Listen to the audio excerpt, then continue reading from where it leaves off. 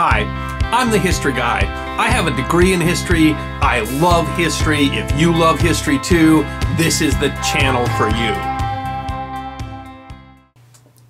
In the chaos of the surprise Japanese attack on Pearl Harbor, December 7th of 1941, only 8 U.S. pilots managed to get aircraft airborne in order to contest the nearly 400 Japanese that were attacking the island of Oahu. The story of 2 of those really does stand out, and it always surprises me when I find out people who don't know the names of George Welch and Kenneth Taylor, because their story at Pearl Harbor is really extraordinary. But more than that, and more than the fact that both of them were heroes in every sense of the word, is the great lesson that what they did teaches about how to respond under pressure. And so today we're going to talk about the hero pilots of Pearl Harbor. The Japanese attack commenced at 7:48 a.m. 353 planes in 2 waves reached Oahu. The torpedo bombers took advantage of the surprise and attacked the ships in the harbor, focusing on the battleships. The dive bombers attacked the Army air bases at Hickam Field and Wheeler Field in order to prevent Americans from taking off and defending the island. While all that was going on, 2 American fighter pilots in Oahu had been out all night partying. George Welch was a native of Wilmington, Delaware. He completed 3 years studying mechanical engineering at Purdue University before joining the U.S. Army Air Corps in 1939. After receiving his wings in January of 1941, he was posted to the 47th Pursuit Squadron, Wheeler Field, Oahu. On December 7, 1941, he was 23 years old. Kenneth Taylor hailed from Enid, Oklahoma. He spent 2 years studying pre-law at the University of Oklahoma before joining the U.S. Army Air Corps in 1940. After receiving his wings in April of 1941, he was also posted to the 47th Pursuit Squadron. On December 7, 1941, he was just 21 years old. Both were good pilots. Their commanding officer, General Gordon Austin, had made them both flight commanders. The week before the Japanese attack, the 47th Pursuit Squadron was temporarily moved from Wheeler Field to the unpaved auxiliary airstrip at Haleiwa for gunnery practice. The night of December 6th, there had been a big dance at the Officers Club. Eager to impress the ladies, Welch and Taylor had worn their best mess dress, the Army equivalent of a tuxedo. After the dance, they joined some other officers for an all-night poker game. They were just wrapping up when the bombs started falling. The first wave hit their home field at Wheeler Field hard.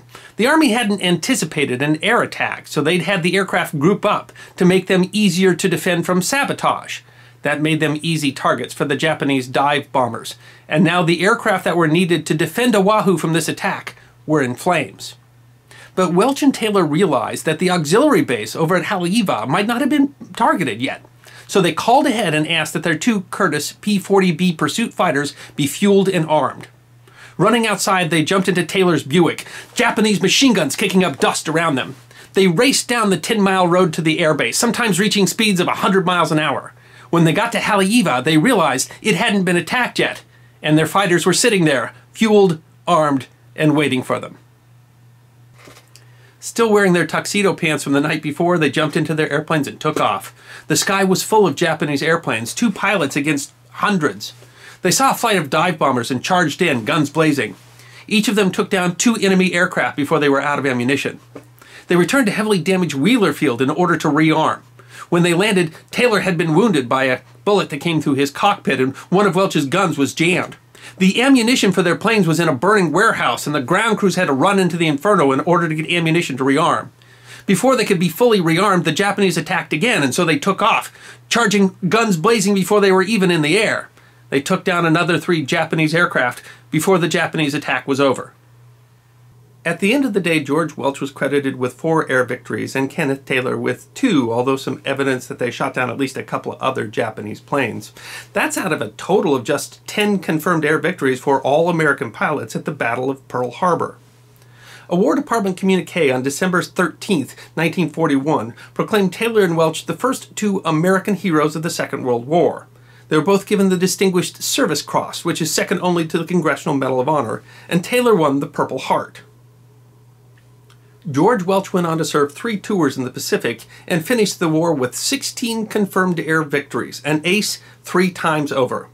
After the war, he was a test pilot for many years and tragically died in 1954 when the experimental jet that he was testing broke up in midair. Kenneth Taylor went on to fly out of the famous Henderson Field on Guadalcanal and then train pilots in the United States.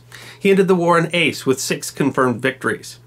He served in the active military for 27 years and then with the Alaska Air National Guard and finally retired a brigadier general. He passed away in 2006. In an interview in 2003, Kenneth Taylor summed up perhaps the very nature of heroism. He said, "I wasn't terrified in the least, and let me tell you why. I was too young and too stupid to know that I was in a lot of danger." So what do we learn from this? I mean, it's an exciting story, but it didn't change the war. Shoot, their actions that day didn't even really change the battle. And yet, 2 guys took on a whole sea of enemies and somehow gave much better than they got. And there must be something to learn from that. Well, what Taylor and Welch really did was they acted. They took initiative. They had faith in their abilities and their equipment. They followed their training. They didn't sit. They acted. And that seems to be a hallmark of heroism, just a hallmark of success. Faith in your abilities and the willingness to act on that faith. I'm the History Guy. Hope you enjoyed this edition of my series, 5 Minutes of History, short snippets of forgotten history, 5 to 10 minutes long. If you enjoyed these 5 minutes and you want to watch 5 minutes more, then please hit like and subscribe.